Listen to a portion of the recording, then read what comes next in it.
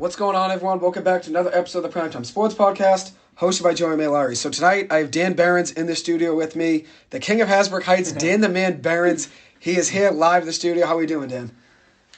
Just got absolutely killed by an exam, but let's talk some sports.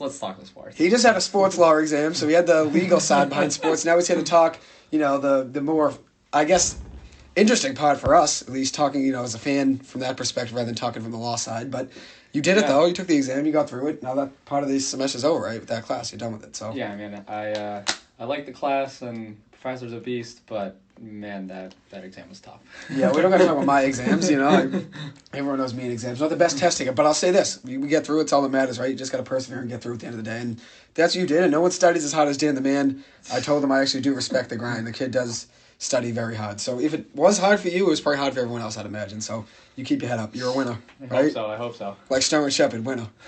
Right? So we'll start off tonight. We're going to talk about the NHL. We'll start off with the Bruins. I mean, that's where we're going to start. I'm going to give you just a quick rundown what we're going to talk about. The Bees, that's probably going to be the hardest thing to talk about, since that's probably the biggest upset in Boston. I wouldn't say Boston, what's history? It could be. I mean, there's probably something I'm missing. But at least in the Bruins' history, 100% the biggest upset. I mean, you had the most wins in NHL history. You shouldn't even got to a Game 7. You should win in 5 games realistically. Maybe 6, if that, because anything can happen in a hockey game, right? The bounce of the puck, obviously that plays a big role. But losing that series, very devastating for the Bees. So we'll start off with the Bees.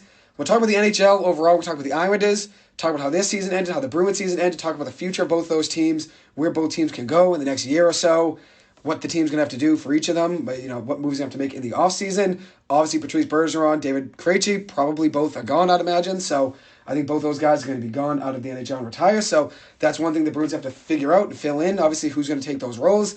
So we'll talk about the NHL, and then we're going to talk about the NHL bracket, what's left, give our predictions for each round, which I think, yes, it's all set now. The whole entire bracket's set. So we'll give our predictions for each round, and then we're going to move on from that and talk about baseball, talk about the Mets, talk about the Red Sox, talk about the MLB in general, and then I'll also talk about the Celtics.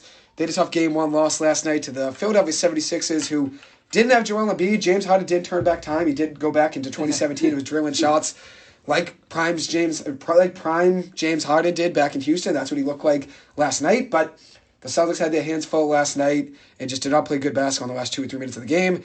And then about Joel Embiid, who just currently, as I'm speaking here now, did win the MVP award in the NBA. Not too much of a surprise. I think he deserved it. I remember when I had Matt on and my friend Tim on and also Dylan here in the studio, we were talking about MVPs, and I think I had Giannis at the time, but I said I would not be surprised if Joel Embiid were to win it. This was right around March Madness, and Embiid did deserve it. So we'll start off, talk about the NHL. Let's talk about the Bees. What was your take on the game, Game 7? What was your take on the series? Anything in general with the Bruins? We'll start off at the game, and then we'll get into the future of the Bees. But obviously devastating loss, the Bruins losing that Game 7 in overtime. For sure. And, I mean, yeah, you look at them during the regular season, you could make the case, obviously, because they had the points record, that they were the best team of all time. You can make that case just from their record. Do I believe that they were the best team of all time, especially after losing? No, but I would agree with you there. I would agree. I don't think they're the best team of all time. They just seemed a little sloppy during this series, considering that Panthers are not that good, in my opinion. Playing them in the regular season, seeing some of their games, I didn't think they were going to be a playoff team. I thought that the Penguins were better than them. So I was psyched to see that the Panthers made it over the Penguins, because I hate the Penguins, but not a big Crosby guy. So I mean, to lose to the Panthers that's absolutely brutal for a team that was the favorite to. I mean, they had to be the favorite to win the cup this year. The Bruins 100%, 135 points. I mean, won the President's Trophy, which hasn't really fared well for President's Trophy winners since 2012. All of them have lost, I believe it was. I saw a stat, but I mean, they went absolutely all in these last 2 years, getting Lindholm, bringing in Orlov and Hathaway, and then bringing in Bertuzzi, giving up first-rounders in all 3 of those trades. So, I mean, now you look at what they have, and they don't have a first-rounder or a second-rounder for the next 2 years, and they lost their second-rounder in 2025. It's going to be very tough for them to build young talent around what they currently have. And I mean, they have like a few up and coming prospects, but in my opinion, nothing really crazy. coming up that's going to really take something on the top 6 or a top 4 D-man. I don't think they have any of that. Maybe someone who could fill in on the bottom 6, but given their cap situation, I don't know where the team goes from here, because trying to replace Bergeron and Krejci, their production, I mean, they probably both had, I don't know about Krejci, but Bergeron probably scored 20 this year before he got hurt. And I think Bergeron around 22, 23 goals. Krejci probably had somewhere around like 40 points at least, I'd imagine. Mm-hmm. And both of them, or Bergeron was playing on his like $2 million contract, but Krejci was on $1 million. And you are simply not going to replace 40 points or whatever he had from $1 million. Yeah, the Bruins got a deal. That simply does not happen. And like you said, they were probably both gone. Maybe they can convince Bergeron to come back. 30% chance, I'd say right now. 35. I'd say Krejci none. I think Krejci's gone. That was a huge surprise, him even coming back this year. I mean, I didn't think that either one of them was going to be back this year, but they managed it somehow. Krejci, I could be wrong, but Krejci, I was surprised he came back as well. I figured it'd be a one and done. Bergeron, we were just looking at my sports analytics class. We were looking at the Corsi stat, which obviously breaks down players and shots blocked, all that, right? Bergeron's number 1 in the NHL in that. He's a very valuable player in respect. I think it was, it was relative Corsi, so it wasn't overall. But in the Corsi relative statistic, we just broke down in class, he was number 1, very valuable player, obviously offensive, defensively, best two-way forward in the league. Yeah. Selke finalist again, not really too much of a surprise. Every single year he plays, probably going to be in there. But where the Bruins went, obviously this year, and no one really expected them to be this good. Everyone probably said no one thought they would be good enough to win the Stanley Cup, but nobody thought they'd be bad enough to get a top pick. So they were in the middle heading into the season. Nobody really thought this team was too bad or too good to be the top or the bottom of the NHL. Everyone thought they were going to be average, right? Obviously, they start the season very hot, winning every game at home. I think they're 15-0 to start at home, didn't lose a game of regulation at home, blowing teams out. Obviously, if you look at what the Bruins have done in years past, they haven't started this hot ever, obviously, over the course of the season, but they have injuries and stuff like that. This team, for the most part, stayed healthy. They did have some injuries along the way, but they stayed healthy for the most part. This team in the playoffs, besides Bergeron's injury and Krejci's injury, everyone was healthy for the most part. Yeah, for sure. So the only ones to blame for the Bruins and why they got to where they are right now, obviously, is how good everyone was playing in the regular season. But then in the playoffs, there's no excuses. I mean, the Bruins are the reason they lost in 7 games to Florida. You shouldn't lose Game 5, or it was Game 5, 6, and 7. They lost 3 straight. You're up 3-1 to Florida. Even in Game 6, you're up or was it Game 7? They're up 3-2 with, what was it, a minute and a half to go, left. They pull the goal with about 2 minutes to go, Florida. They get a goal with about 56 seconds to go.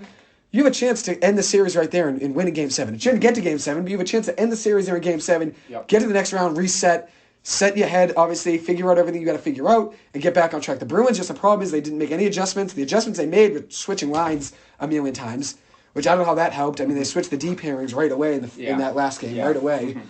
I don't really know how they really went about making adjustments, since it really didn't look like they didn't make too many. And I think I talked to Mike Hurley about this. I talked to my dad about this.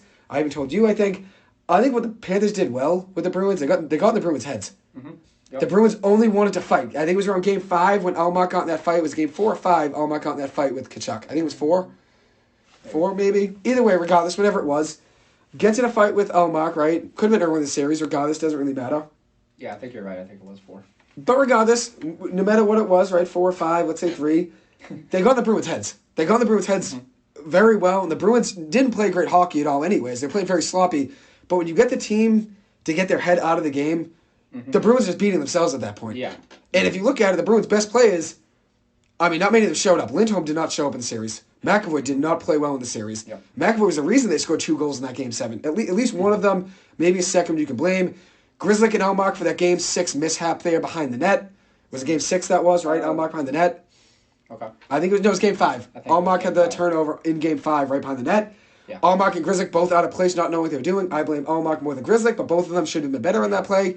Game 6, giving up 4 goals in the third period. Oh, the Bruins scored 3 goals in the third period. Well, that doesn't matter. Giving up 4 goals in the third period, that's the reason you lose that game 7-5. That should not happen. Yeah, I think Swayman played very well in Game 7. I know I'm a little bit all over the place right now, but I think Swayman played well in Game 7. I wouldn't blame him for the reason why the Bruins lost. I think he played well. But for sure, he was fine. You look at the Bruins' best players, and we talked about this before. Ullmark, McAvoy, Bergeron was hurt.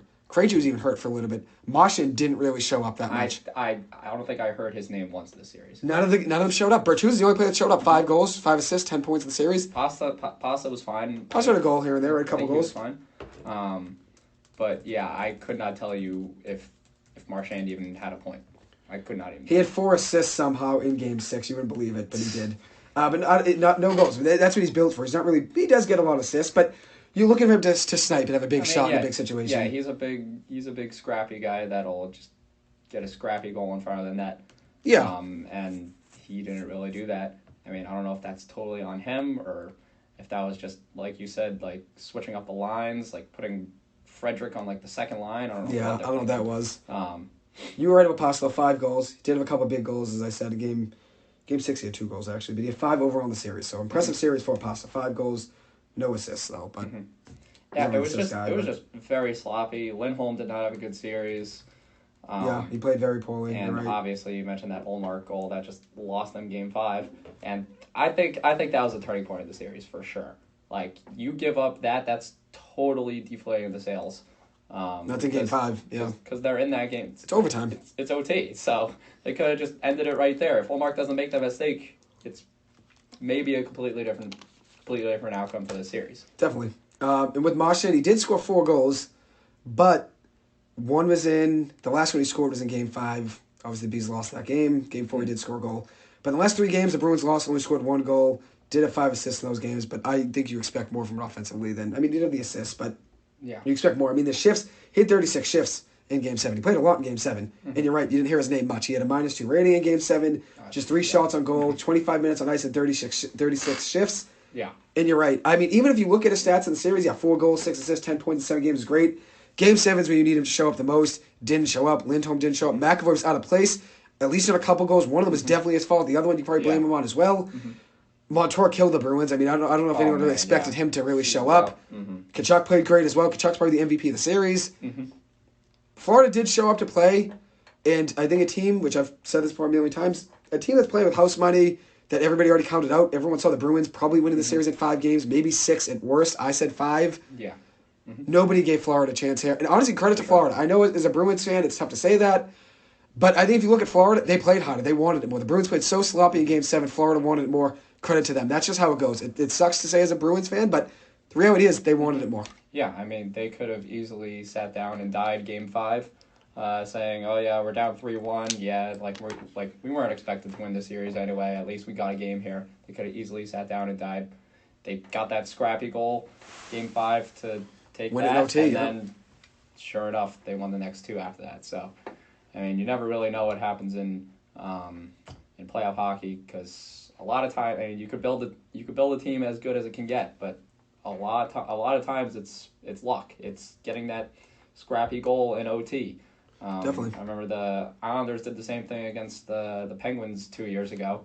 Jarren decided it was a great idea to throw the puck out into the neutral zone when there was just nobody there, and the Isles took it and scored an OT to win a game. So, I mean, a lot of times there's a ton of luck involved in hockey. I think the most in any professional sport. I think way more than football. Football is very structured in how the games go, and 100%, you could absolutely game call a game. And I think it's similar in NBA. Obviously, you have some crazy shots that guys can hit, guys get hot, but with scoring in hockey, so much is based on luck that bounce of the puck. You don't know what's going to happen. So definitely a rebound. I mean, Bruins definitely put the best team they could out there. They got Marchand back and Bergeron back, Krejci back. But they both came back healthy in the series. But it was just too little, too late for them. By the time they came back, they basically thought they already won the series. And from my experience playing sports in high school, when you already think you won, that's when you start to lose. I would say that very well as well. I can give you a million examples. I'm not gonna, but I do think when you count yourselves already as a winner, you do tend to get too confident, and then you play laxed, and you think, oh, we already won, we're fine, we're in a good position. Oh, we're still up 3-1. Oh, we're up 3-2. Oh, it's 3-3. We're going to Game 7. We're going back to Boston. That's a Bruins problem. I said this to Dan before the game going into Game 7. I said it to, I believe it was my mom before Game 7, my dad as well.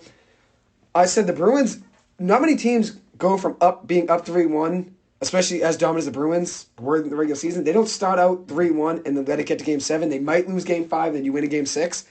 I thought the Bruins do or die game was Game 6. I thought if it got to Game 7, Florida was winning. I told you before Game 7, I said I think Florida wins this game. And it's not a great thing to say as the Bruins. I'm not bragging saying, I called the game as a win. I just saw the momentum. And the Bruins shouldn't have let that get to a Game 7. It's 1,000% on the Bruins. And that's why it's very disappointing, because the Bruins should have won this in probably 5 games. But at the end of the day, it's who plays harder and wants it more. The Bruins didn't. That's a reality. I mean, Florida did deserve that series. Yeah, I think they blinked in Game 5, and they were saying, hey, going into Game 5, they were probably saying, all right, yeah, we'll win either Game 5 or Game 6. Yep. And once you lose Game 6, it's a little too late to say, hey, now we need to win, and you just can't do it like that. 100%. That's how sports, go. You made a great point. When you count yourselves already being a winner, it's just, at the end of the day, you just set up to fail because you're playing lax. But the Bruins now add to a long list of President's Trophy winners the last 10 seasons. None of them have won the Cup. The Bruins in 2013, 2014 won the President's Trophy. They lost in the second round to Montreal. They did as well in 2019, 2020, lost the second round to Tampa Bay, and now this year losing the first round to Florida, who actually won the President's Trophy last year, losing in the second round to Tampa Bay. So the Bruins now 10 years in a row. The last one, 10 years in a row, the President's Trophy winner did lose by the second round, except for 1 year. The Rangers went to the conference finals. But now the Bees add to that, now the 10th team. The last team to win was Chicago in the 2012-2013 season, winning the Stanley Cup. So, disappointed season. Would you say it's the most disappointing loss in Bruins history? I mean, I know we weren't alive for the 70s, 80s, 90s, 2000s even. We don't really remember as well. We remember after probably 2005, 2006 when I started to remember everything in sports, for the most part that I grew up watching. But in my lifetime, I'd say it's the most, I guess, devastating loss. As a series, because you lose big games here in the Game 7s. I mean, losing in the Cup in the Game 7 to the St. Louis Blues, that was tough. But reality is, anything can happen in a Game 7. Yeah. In that year, the Bruins were good. St. Louis was really good. This year, the Bruins were exponentially better than what Florida was in the regular season, but Florida played better. Florida did have the 7th best offense in the NHL, worked really great defensively. Obviously, Spencer Knight wasn't there, former BC goalie. We obviously got to see him play here a couple of years. He wasn't there for issues off the ice. Then you have Bobrovsky, two-time Vezina winner. Wasn't as good as he was in years past, though. No shot. I mean, they just stepped up and they made plays, and at the end of the day, credit to them for what they did. They stepped up at a big moment, obviously, and winning a Game 7's huge. But would you say the most disappointing loss? At least in the time you followed hockey. I mean, I know obviously me and you can't talk about the 70s and the Bruins and the 80s. But I definitely say in recent years, last 4 or 5 years or so, I'd say it's one of the biggest upsets in the last in hockey. Probably Boston hockey in general. Hockey period. Bruins in general, hockey in general. Honestly, even Boston sports, maybe even sports in general to a degree, because a lot of people, the Bruins were heavy favorites in Vegas to win the Cup this year. Heavy favorites. Yeah, I mean they set the friggin' point record. Yeah, you're right. That's a good point. And you're saying that they're gonna lose in the first round to a team that's barely gonna make it in, That's gotta be one of the biggest postseason upsets ever. 100%. I'm with you. I agree. So that's our takes on the Bruins. Maybe we move on now. Talk about the Isles. Obviously, things didn't work out for them either. But the Isles, obviously, the Isles had an uphill battle facing Carolina without Svechnikov being hurt, and they had who else was hurt? Teravainen was also hurt. I knew someone else was hurt on that team. With those two guys hurt, obviously Teravainen got hurt mid-series. Svechnikov missed the entire series, right? So with those two injuries, it was still an uphill battle for the Isles. They did fight hard, though. They did fight hard. They forced a Game 6. Things didn't work out in that Game 6. They played very hard in that Game 6, even had a lead at one point. Yeah.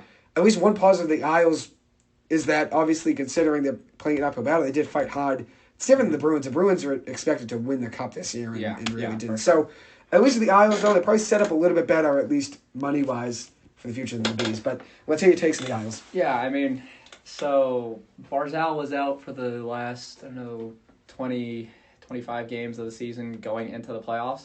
And he came back for Game 1, and everyone was like, yeah, let's go. But the only problem was Barzal is the most important part of their power play, hands down, and they had the 31st power play in the regular season.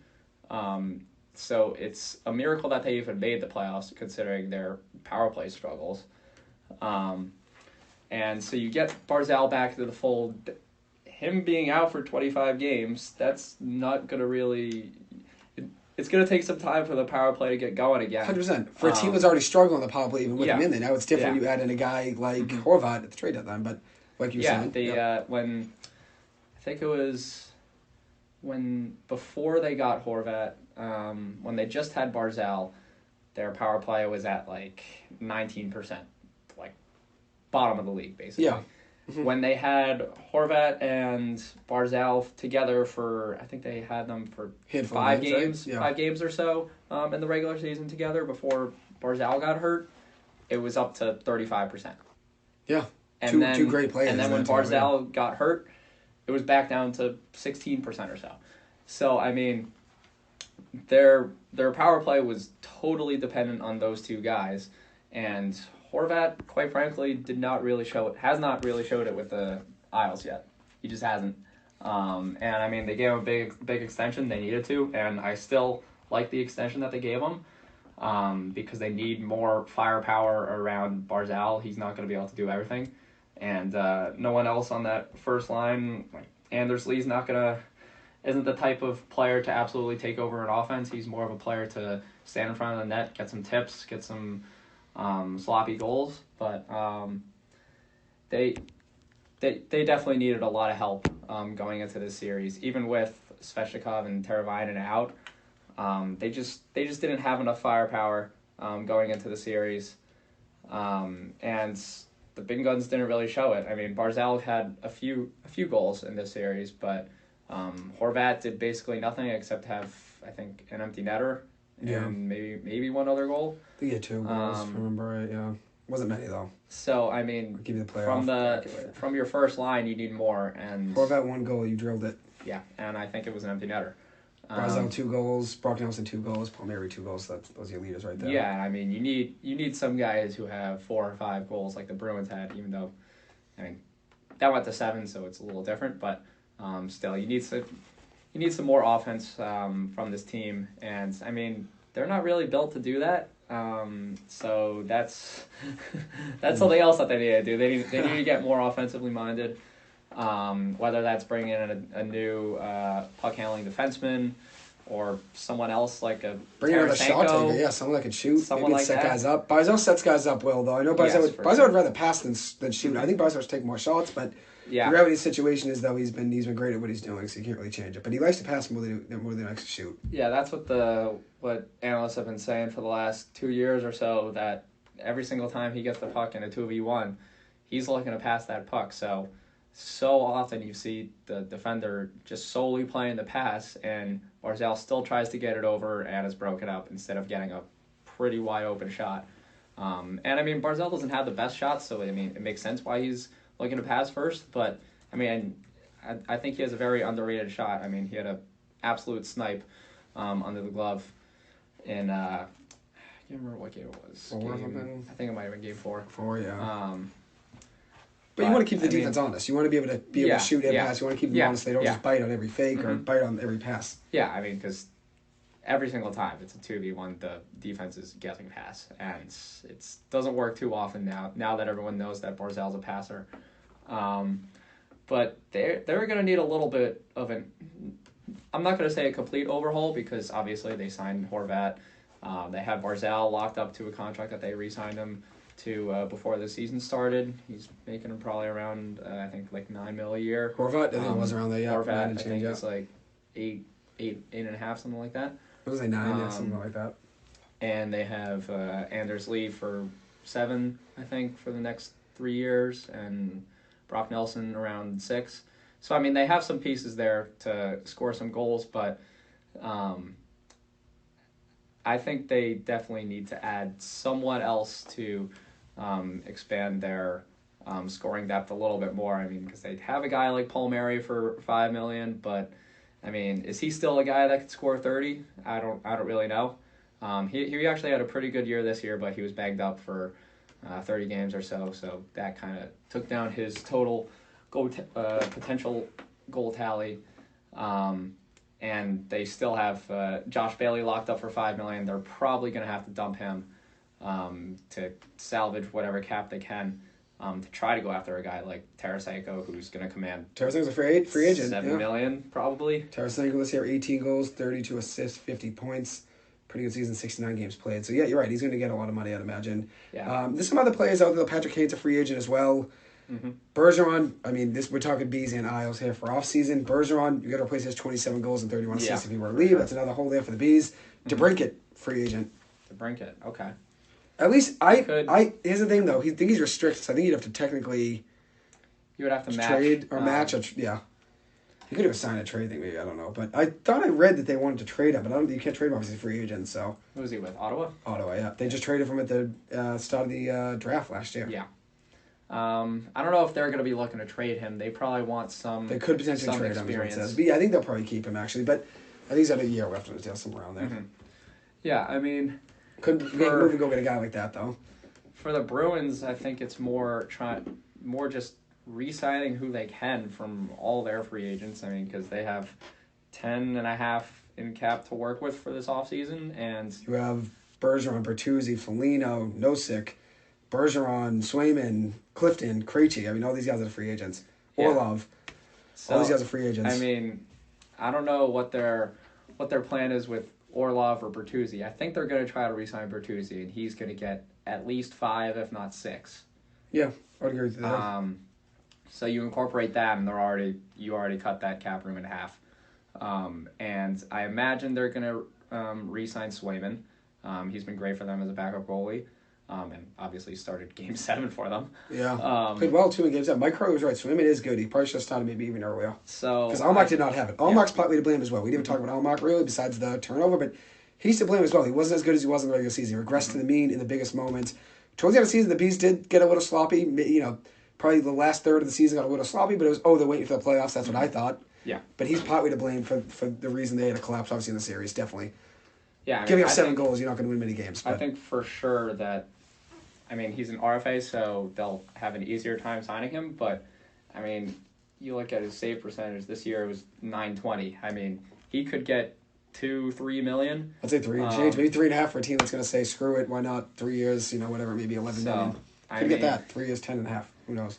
You incorporate that. Let's say it's $3 million, and between him and Bertuzzi, that means you have less than $2 million to work with to sign another 4 forwards and 2 defensemen that you're losing. I mean, if they're going to sign Bertuzzi, just him, they're definitely going to have to trade either a Taylor Hall, a Carlo. I don't think they would trade Coyle, but I would be all for it. I think Coyle will be traded. I think Taylor Hall will be moved. I think that's my biggest offseason prediction. It's not even that crazy, but Taylor Hall does have a $6 million cap hit next year. So he's getting $7.25 in his total salary, and his total cap at $6 million. I think he'll be traded. I think the Bees will move on from him. Charlie Coyle, $5.25 million cap hit next year. I think he'll be moved on from as well. Mm-hmm. Both of those guys, I think, are potentially gone. I mean, yeah, and I was going to say Zaka, but probably not. They'll probably have to keep Zaka. Zaka, they just extended. They just extended. They also traded for him. Although the guy they traded him for ended up playing better than he did, but that's just a reality of how things go. Eric Hollow was a big reason the Devils won that Game 7 against the Rangers. But reality situation is, I think Coyle, Hall, I'd say 80% gone, Coyle 50%. What do you think about Carlo? I think Carlo's probably about 50-50. Depending on what you can get value from, do you think, right? Yeah. You can still get value from. Maybe not crazy value. Those other two guys have a little more. Hall definitely has a lot of value. Yeah, I think player-wise, $6 million is a lot of money, but he still is a good player. Yeah, I think Hall has a lot of value to be in someone's top 6. And Coyle, debatably second line. Second or third, yeah. He's in the middle probably. He's more of like a third liner. He's getting overpaid, so it'd have to go to more of a non-contender. But yeah, you can get some value for him, whether it's a third-round pick, second-round pick, whatever. Yeah, and then Carlo, what would you say, is getting $4.1 million as a cap hit next year. I'd say you could probably get. I was gonna say maybe you won't get a great piece for your team, but you probably get a similar player to his level, but less money. I think you probably get. Yeah, I mean, I don't really know too much about what his I don't know his value metrics are, but he's good. I was gonna say, what's his value on the market? I don't know. I mean, a defenseman that's 27, he's good, not really too offensive or anything, but yeah, I mean, like he's been okay as a defensive defenseman, not great. And I mean, now with the NHL moving more towards offense, that's why I don't think he's going to be valued. It's 3 goals, 13 assists this year.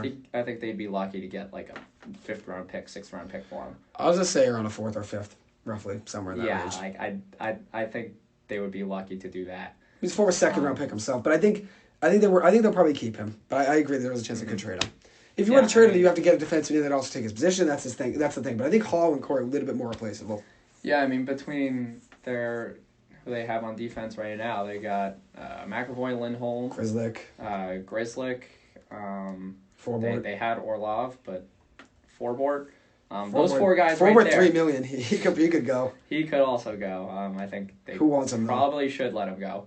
Think anybody wants him for a bag of chips, but yeah, they many people. He's 32 years old, almost 31 right now. If they can manage to trade Forbort, I think they should bring back Clifton. He'll probably be on a very good team-friendly contract, $1.5 million. Done. I think you would take that in as your bottom D pair. But I mean, if you're able to dump Carlo, that frees up another $4 million that you can.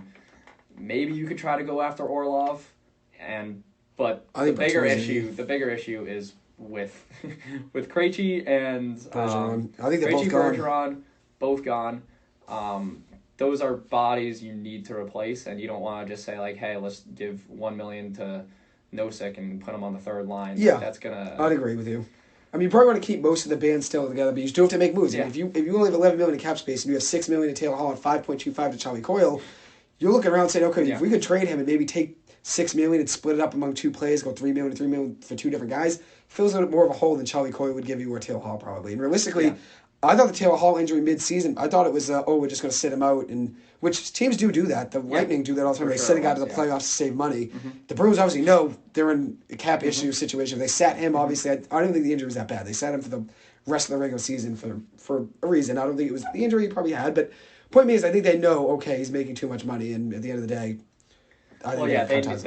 they needed to get under the cap, right? To make it work, right? To make it work when getting Bertuzzi and Orlov Hathaway, even with other teams eating a bunch of their contracts.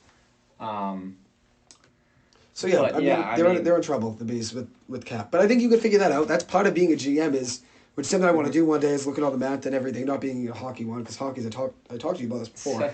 Hockey, there's too much of a difference between $5.25 million and $5.5 million. Yeah. That's not my type of, GM forte. I would rather be sending out money left and right like a baseball GM or something, football. Like, that's what I'd rather be doing. But if I were to be a hockey GM, I mean, it'd be a dream. But regardless, point being a GM, a part of the job is figuring out, okay, how can we get under the cap now and also keep it competitive? Sweeney somehow did turn a lot of those trades into good moves. Obviously, it did keep them in the mix of things this season. I do agree with you, though. If you do go all in, we talked about this last week, or last weekend even, when it was maybe Game 5, then we said it again Game 7. If you go all in and it doesn't work out, you trade all those draft picks to get Bertuzzi, get Orlov, get Hathaway, put yourselves in a worse position in the future drafting-wise, which either way, the Bees probably would rather win this year than, who cares about the first-round pick in 2025. Yeah. Point being is when you lose, though, then you look at it and say, well, we lost that draft pick, and Bertuzzi's a free agent. What are we going to do? That's part of being a GM. So Sweeney's got a lot of homework to do. Yeah, and I mean, Frederick's also a free agent, and I mean, I didn't realize he had like 35 points last year.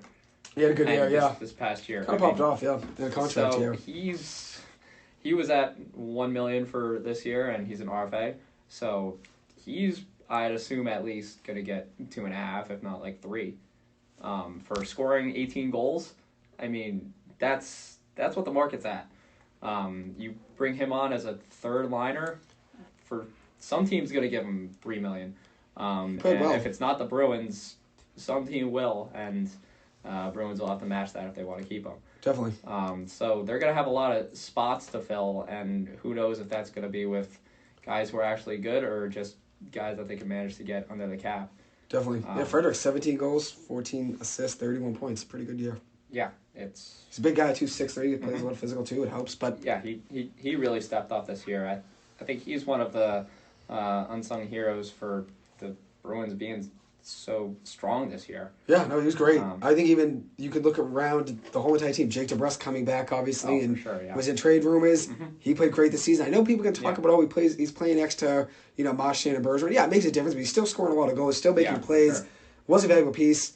That was obviously one good thing there. Tim Loftus asks, or he said, his first note was, the coaching was poor for the Bruins. I agree with you. The adjustments weren't there. Florida did play more aggressive. Also, if you're the coach, you got to say, who cares about hitting them? I need hitting's part of the game, but who cares about trying to fight them every second after Almark wanted to fight Kachuk? Stay in the game, stay locked in. The Bruins weren't. They were distracted. It got the better of them. Obviously, Florida did what they had to do. Got the Bruins distracted. Obviously, the Bruins weren't playing great hockey even when they were locked in, but it obviously gets their minds out of the game even more when you're keeping them distracted by trying to fight. He also said, why was there a goalie change in Game 6, or after Game 6? I think they lost confidence in Almark. I think they saw, obviously, the poor play, giving up 4 goals in, I think 3, one might have been empty netter in that end of Game 6. But I think they saw 3 goals in the third period, gave up 6 goals in that game. The Bruins gave 7 overall. I think they lost a little confidence. And then obviously you look at it, Swayman did have a really good year as a backup. They said, all right, let's mix it up. Swayman played well. I wouldn't even blame Swayman for the reason they lost that game.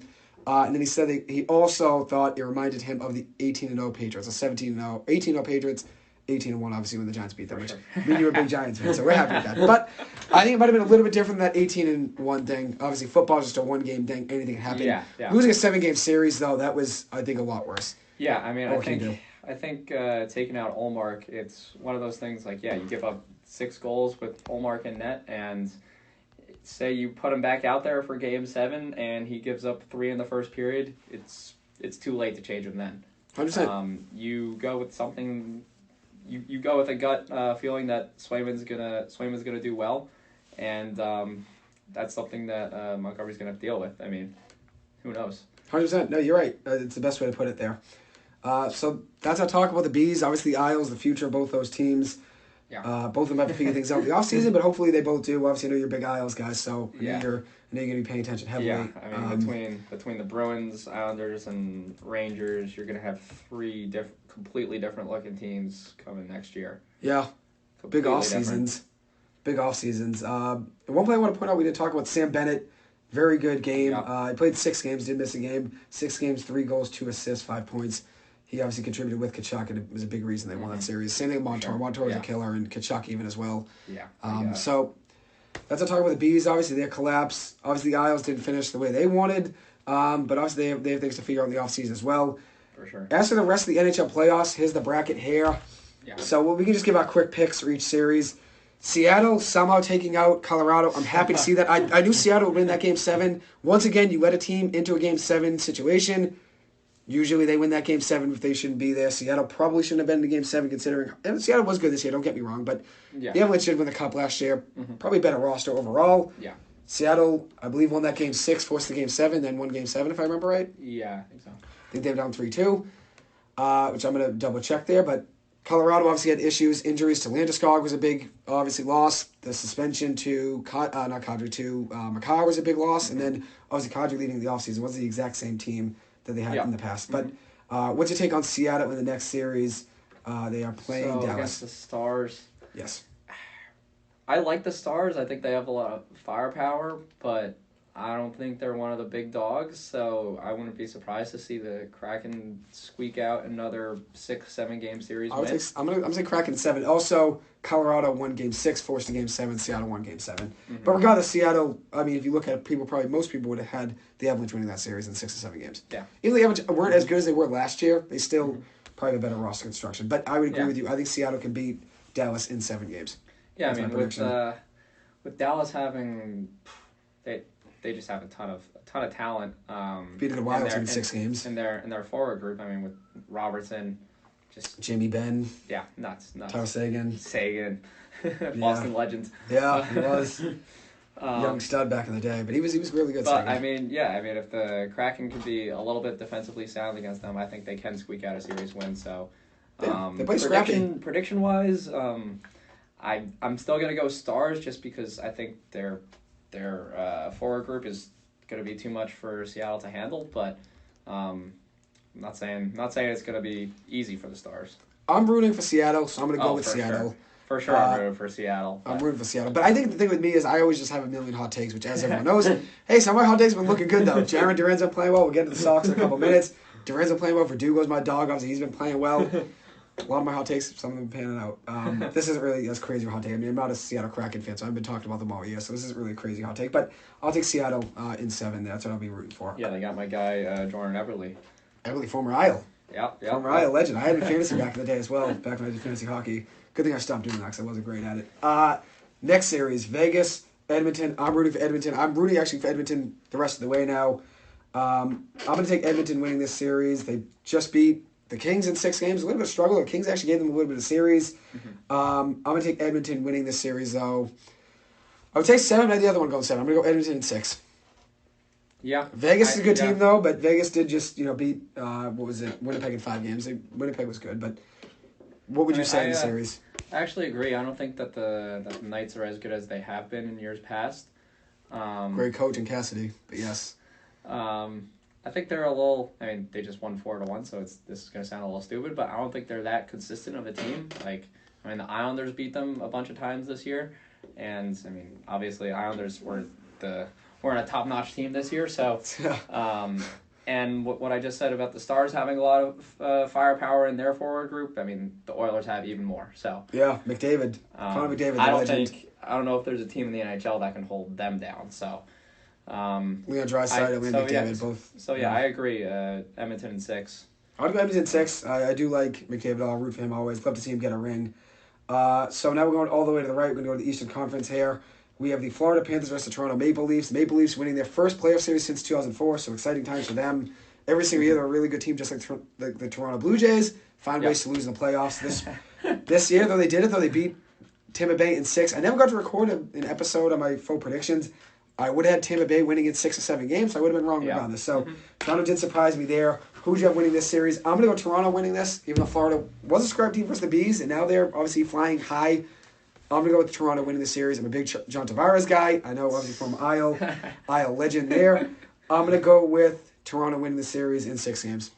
What do you got? I think I'm going Florida 7 again. I think expect it. Why not? Like the Rangers last year, 2 Game 7s in a row win. Yeah. I think the Toronto curse is gonna keep going, and I don't know what it is about Toronto. I think it's just they don't have a ton of depth and their defense is non-existent. So I wouldn't be surprised to see them blow another series that they are projected to win. And I mean that kind of just with them, it's always shown that you can't really win when you're given your top 3 guys each $10 million and have no depth beyond that. And they still haven't fixed their defensive issues since in the last 3 years. So yeah, I think they lose this. But I'm saying 7 games. So you might be right about Florida. They're up 1-0 already in the first period. So hey, you never know. Already a hot start for them. And now we'll move over to the other series in the East with the Carolina Hurricanes. I almost said the Carolina Panthers, but Carolina Hurricanes and the New Jersey Devils. Devils got a big Game 7 win over the Rangers last night. This is the Devils' first playoff series win since 2012. Obviously, big things for them. Schmidt, their goalie, was in the AHL to start the year. Even for a lot of the season, I think he was playing for the Utica Comets. Ended up coming up big for them. I think he made 32 saves yesterday in a big game. Obviously, playing for the Rangers. Rangers couldn't get a goal. That was obviously tough. I don't know about the series. I was going to say Carolina, but without Taravainen, obviously, and losing, it was, what's his name? It says Svechnikov. I said 20 times this episode. Svechnikov, losing both those guys, that's obviously 2 big losses there. The Devils obviously flying high. I don't think anybody wants to see them really get too hot. I know you were rooting for the Devils in that Game 7, right, yesterday. Yep. I'm going to go with the Devils winning this. I know you're a Jersey kid, but you're an Isles fan, so I don't know if you'll be rooting for them in this series now, but I'm going to go, I know Carolina did beat the Isles. So you're not going to want to root for Carolina, but I know you're Isles fans. You might not want to root for the Devils. I'm going to go with the Devils winning this series. I'm going to go Devils in 7. Yeah, I'm not huge anti-Devils. They're kind of like the little brother to the Rangers and the Isles. Like, are never really too important until this year, obviously. Yeah. And I mean, they have a ton of young talent. I mean, they're kind of just a fun team to watch. Do I want to see them win? Not necessarily, but they just have a ton of young talent between Jack Hughes, Heischer. Timo Meyer got drilled yesterday. He got lit up, but hopefully he's all right. I don't know what the status is on him, but I mean, if he's out for any extended time, it's not a good look for them. Yeah, Trouba lit him up in the middle of the ice. Yes, he had to be concussed in that. I'd imagine he has a concussion. I don't see anything listed here, but I'd imagine he probably has a concussion. He got hammered in the middle of the ice. They're probably gonna wait and say game time decision, and so they're not giving the Hurricanes any thoughts. But that team just has a ton of young talent, and I mean, they turned it around against the Rangers, being down 2-0. To win that series. And I mean, I thought outside of the Bruins, I thought that the Rangers were the second best team in the NHL, had the second best odds. I mean, the offense was just ridiculous on that team. Both the first two lines are great. Obviously, the power play line, unreal. Good goalie, Shesterkin. Yeah, I mean, the Rangers had very, very few weaknesses. Adam Fox, great defenseman. Yeah, they have a lot of good players.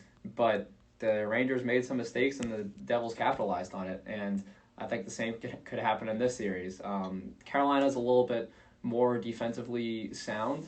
Yeah. Because, I mean, Fox... physical, too. Yeah, and I mean, because Adam Fox and Keandre Miller, they're more offensively minded defensemen, so they're going to make some more mistakes and be aggressive for the Devils to capitalize on. But if the Devils can keep the top Carolina lines down and score plays hard. Manage to score some scrappy goals against the Hurricanes, I see no reason why the Devils don't win in 6.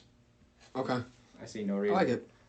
Because they're also a pretty deep team. I mean, you go across their lines and they just have talent. But basically zero playoff experience outside of Palat, Dougie, and Holla. I mean, none. So you're right. We'll see if they can continue to play smart in high leverage games. They've done so far, and obviously, like I said, they turn around against the Rangers, so you can't really count them out. Especially when I think the Hurricanes are not as good as the Rangers. So I see no reason why the Devils don't take this. I like it. It's good takes on the NHL. So this is our whole NHL breakdown of the future for the Isles and the Bees. Obviously, a whole breakdown of the Bruins Game 7 loss. Talked about the Isles and the Hurricane series, and gave our thoughts for the next series in the NHL playoffs. So now, really quick, we're going to move on. We'll talk about the Celtics for a couple minutes, and we'll talk baseball for the last 5 minutes or so. I'll probably get out of here probably about 7:57, since I got to meet with the professor on Zoom, which is going to be exciting, talking about evolutionary economics. So got to do that in 10 minutes. So it's at 8 o'clock, so we got some time here. I'll do it live in the studio, but I'll make sure we're done with this episode. But anyways, we'll talk about the Celtics really quick. Tough game one loss yesterday to the Sixers, who didn't have Joel Embiid. I don't know how you lose that game, but they did lose it. Tough loss for the Celtics. And if you look at it, the Sixers ended the game on I believe it was a 12-4 run in the last minute and 38 seconds of the game. Mm-hmm. And the Celtics had the lead they had a lead, which Marcus Smart had some big shots in the last minute. The Celtics had let me see here, I'll give you the whole breakdown. Celtics had, I'm trying to see what their biggest lead was here in the fourth, but they were up though. They were up multiple times. Smart had some big shots. It was a lot of back and forth, but they were up 4 points with 3 minutes and 16 seconds to go. There was a couple bad turnovers in there as well. If you look at it, the turnover from Malcolm Brogdon, the Celtics are up by a point with 32 seconds left, which the shot clock's running. I don't know why the Celtics did this. They did this on 2 straight possessions where I know you're still up. You're up by a point. You're up 3 points, two separate possessions. They dribble out the entire clock. So I understand you want to waste time, but at the same time, you don't want to make it, we're just throwing a shot at the rim just to do it with 3 seconds left of the shot clock. Yeah. No, you want to at least run an offensive play and make something happen. That's my one criticism with Joe Mazzulla. Late in games, the Celtics haven't been making plays like that. They obviously awful turnover by Malcolm Brogdon. Veteran play, you should know better than that. Hands the ball to Tyrese Maxey. Maxey going down the court down by 1. Has a layup for the lead change. Obviously gives the Sixers the lead. What I didn't like on that play too, the Celtics, which no one's going to catch out on Maxey on that play. Maxey's a Jet. Nobody hustled back, even made an effort to get back on defense. That's the opposite of the type of basket I like to see from the players I'm a fan of and the teams I'm a fan of. But obviously tough loss to the Celtics. Harden, though, did turn back time. He had 45 points, 6 assists, 17 of 30 from the floor, 7 of 14 from 3. Tatum played very well, 39 points, 11 rebounds, 5 assists, a block, a steal, adding 4 or 5 shooting from 3, 14 25 from the floor. Jaylen Brown, very efficient game, 8 of 10 from the floor, 3 or 4 from 3, 23 points, 6 rebounds, 4 assists, and a steal. Marcus Smart hit some big shots in some big moments. My thing with Marcus Smart, though, is why does Tatum defer to Marcus Smart with 30 seconds left in the game? Gives Marcus Smart the ball, and Smart gets it to, I think it was Brogdon, and then Brogdon ends up went from Smart to Tatum to Brogdon. regardless, there's another possession where Marcus Smart hit some big shots in that fourth quarter. I don't want the Celtics to defer to Marcus Smart. If you have Jaylen Brown and Jason Tatum and everyone is as good as what people think they are, which I think they have two very good players, don't get me wrong. I don't think Jason Tatum is Kobe Bryant like most Boston Celtics fans do, but regardless, if they're as good as they should be, you're not giving Marcus Smart the ball with the whether you're up by 2 or down by 2. You're not giving Marcus Smart the ball, and the Celtics for some reason consistently do that. They give Marcus Smart the ball in big moments. They did it last year against the Heat, did it last year against the Bucks. It worked out against the Bucks, hit some big shots. They did it last year against the Heat, it worked out, hit some big shots, didn't work out against the Warriors, obviously. And even in this game, I mean, he did hit some big shots. So sometimes it does work out. But at the end of the day, the ball should be in Tatum and Brown's hands, and isn't always like that. Because, I mean, Smart's best attribute is flopping. So, I mean, he should defense. Defense. He should not be getting the ball with 30 seconds left, for sure. So that's obviously tough. You don't want to see that. But I think the Celtics will be all right. It is a Game 1 loss, and that was a bad 24-hour window the TD got it, losing Game 7 for the Bruins and then losing Game 1 there. Luckily, though, which I know I'll switch the topics here very quick. I'll give you my thoughts on the Celtics series before I switch. I think the Celtics still win the series in 7 games. I think that was my prediction in my podcast over the weekend. I think I had the Celtics winning in 7 games if Embiid plays. If Embiid doesn't play, Celtics in 6. Embiid didn't play Game 1. Sixers still won somehow, but looks like Embiid probably will be back at some point. So obviously Celtics will have their handful with the NBA MVP. Can't even speak English here, but the NBA MVP obviously in Embiid, and obviously tough for the Celtics against him. What do you think for numbers in this series? You think Celtics win, Sixers win, and how many? I think Celtics go on a little run, winning. I'll say 6. Okay. I'll say 6. Celtics in 6. Because is Harden going to have 45 points again? I don't know if he's going to do that again. That's the only thing. I think no shot. I don't think he does that again with 45 points. But the Celtics need to figure things out late in games, though. They were sloppy there, and I think Missoula's partly to blame. Call a timeout, set up a play, which I think he actually did when the Celtics were down on the last possession of the game. The Celtics did get a shot off. It was, let me see here, who missed the shot? The Celtics were down by 2 points after James Harden hit a big 3 with 8 seconds to go. Harden hit that 3 when they were down by 1. Big step back 3 in front of Al Horford. Drills it. Celtics are down by 2 points with the ball with 8 seconds to go. And then Marcus Smart has a bad turnover. Ends up losing the game. Drives to the lane, tries to give it to Tatum, and a handoff, and Paul Reed jumps in front of it. Paul Reed, former DePaul basketball player, we saw him play at BC freshman year. Had a very good game yesterday for the Sixers in replacement of Joel Embiid. He had 10 points, 13 rebounds, 2 assists, a block, a steal, 3 or 4 from 4. He's not a great scorer, but good defensively. Regardless, I think the Celtics still win this series in 6 or 7 games. But they need to get things figured out. And they better get fixed fast. As Joe Judge once said, Giants former head coach, he said about the headset, his headset wasn't working mid-game. That's the reason the Giants burned 2 timeouts in the third quarter after halftime. He said going into that press conference, he said, I don't know whose problem it is, I don't know whose fault it is, I don't know whose job it is. I don't know whose job it is, but they better get it fixed, and they better get it fixed fast. He's right. The Celtics better get it fixed. They better get it fixed fast. You don't want to go down 2-0. The Celtics have to win this next game at the TD Garden, keep it 1-1 after the first home series, and then go into Philadelphia with the 1-1 series. So there's our thoughts on the Celtics. Really quick, I'll go around the NBA before we jump. We'll talk about the MLB, probably a 3-minute segment. The NBA, the Nuggets won last night, 97-87. Very surprising. They got a win with Jamal Murray only having 10 points. Jamal Murray, 10 points, 4 rebounds, 8 assists. I know the box score doesn't show everything. You'd see the assists and say, oh, he had a good night offensively with 8 assists. Even though the 10 points doesn't show it. You look at his stats, though, shooting-wise, 3 of 15 shooting, 0 of 9 from 3. They still win that game by 10 points. Kentavious Caldwell-Pope came up big, 14 points, 4 of 4 from 3. One of the more underrated players in the NBA. That's my dog. I love KCP. One of the more underrated players in the league. Michael Porter Jr. only had 5 points, 2 of 7 from the floor. They still win that game by 10 points. Devin Booker had a really good game, 35 points, 5 rebounds, 6 assists. Kevin Durant did struggle from the floor, 24 points, 8 rebounds, 3 assists, 2 blocks, a steal. 2 of 12 from 3, 10 of 27 from the floor. Took a lot of bad shots. Didn't get to watch the game. I watched the highlights. Took a lot of bad shots. He has to be better than that. And then if you look at it, I just saw Chris Paul was out games 3, 4, and 5. So my Denver in 6 prediction. I said Denver in 5. Jimmy does. I'll go Denver in 6 just for the sake of it. Since the NBA wants every series to go 6. Jeez. It could be Denver in sooner than that. Denver could be in 4. Denver could be in 4. I'm going to go Denver in 5, but we'll see. I'm rooting for Denver there. I think Denver actually could win the Western Conference. I think they pair up well with the Lakers, which the Lakers now are playing the Warriors. I'm going to go Lakers in 7 there against the Warriors. What are your predictions in that series, Lakers-Warriors? I know you love Klay Thompson, so I have a feeling that you're going to go with them.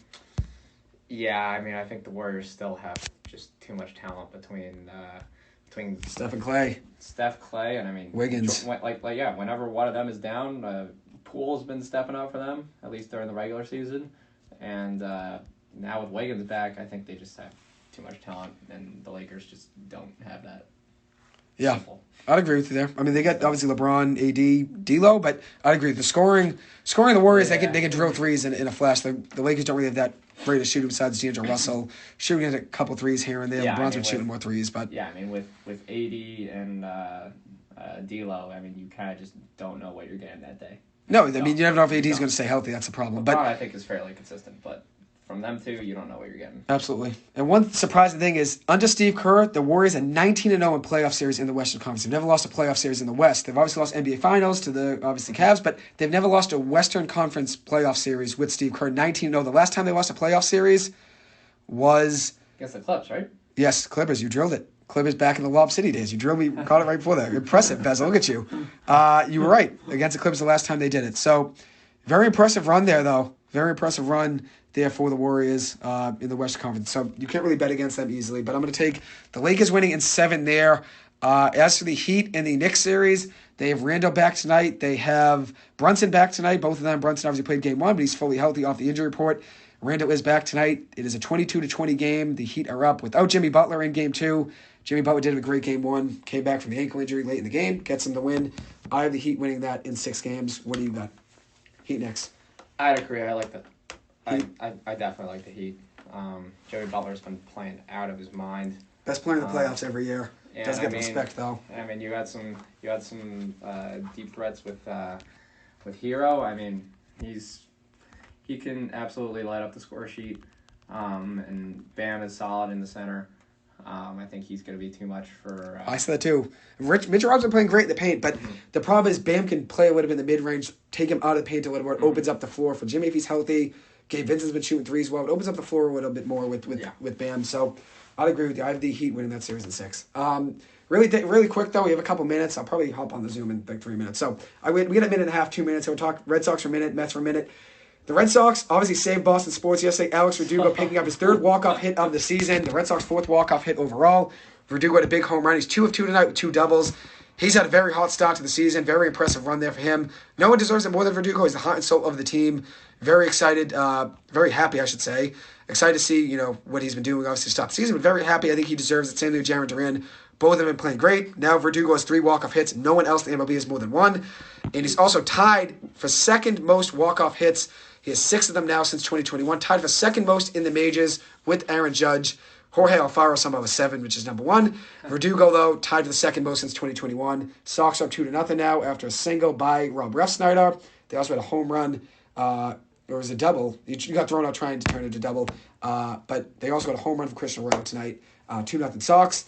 Verdugo's been playing great. Duran's been playing great. Both of them my boys. Mets really quick. What are your thoughts on them? Obviously, they have some injuries with Verlander being hurt. Now, they obviously have Scherzer coming back from, obviously, the suspension. But let's have Mets talk for a minute or 2. Yeah, so, I mean, their rotation has been just an absolute dumpster fire the last 2 weeks or so with Carrasco out and Quintana didn't even start the year healthy. And Verlander, same thing. He should be coming back either tomorrow or Thursday. And Senga's been up and down. Like, he started out very well, and the last 2 starts he's been a little iffy. But with Scherzer coming back from suspension and Verlander coming back, I think they figure out the rotation. I'm not too concerned there. And the lineup today, I think the game's postponed, so I don't know what's going to happen tonight. But the lineup today was Brett Beatty batting 8th and Francisco Alvarez batting 9th. And Beatty has been hitting, I think his average is at like 320, has 2 homers on the year. He's been playing out of his mind since coming back up this year. And like Jarren Duran. He absolutely fixes that third base hole that the Mets have had. 333 hitting so far.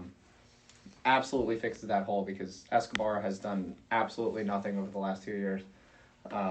I mean, he had a pretty big homer yesterday. September was hot last year, Escobar. We pointed that out in the podcast before. But yeah, he definitely fixes that. And if Alvarez, the last 7 games or so, he has an OPS over 900. So he's been getting a little bit hotter. His average is up to 220-ish, I want to say. I'll give you right now. Alvarez is hitting 225. You drilled it. Yeah. got a homer and 4 RBIs as well. Yeah, so I mean, Alonso. So he's been heating up. So like his numbers should start to get better and better. And you have a catcher who's hitting, let's say he gets his OPS to, I don't know, 730, 740. From a catcher, you absolutely take that. And I'll be thrilled with that. His OPS is, I think, just under 700 right now on the year because he started out like with an 080 average. Yeah, he started out very poor, but he's pretty horrible. He is at Narvaez is at 639, Alvarez 569, but they'll get up there. Yeah. I mean, it's limited at bats too. I mean, so you get more at bats, obviously it could go up, but could go the rush too. Yeah. So analysts have been saying that he's been figuring it out more and more, and obviously Pete tied for the lead. 11 home runs, 11 homers, and OPS near 900. So he's been absolutely phenomenal. Would like to see the average numbers up a little bit more, but I mean, you can't complain with 11 homers. And Marte and Lindor should figure it out. They're both around like a 210 average, so not great start for them, but a month. They'll figure it out. I mean, McNeil figured it out. He started off slow, and now his average is up to over 300. So maybe that's 304. He's been playing great. Nemo's also been playing out of his mind. So 320. They've kind of been carrying the pitching a little bit. They've obviously had some duds recently, but that with the bottom two in the order, like I just said, I mean, they could have the deepest lineup in the league if Marte and Lindor figure it out. They'll figure it out. I have confidence in the Mets. I'm rooting for the Mets always too. You know that. I think they're my pick in the NL. I still have to. I have my predictions on an Excel spreadsheet. I actually never threw them out there, so I still have to do that. But I do the Mets winning. I think the most games in baseball this year. So yeah, I mean, I think a lot of people kind of counted them out with Diaz going down. So I mean, D-Rob has played absolutely out of his mind. ERA sub-1. And I think he is already up to 6 saves or something. So he's definitely filled in well. And I'm liking what I'm seeing now. I mean, their record isn't great, but I mean, with guys coming back, they're 16-13 right now, only 3 games out.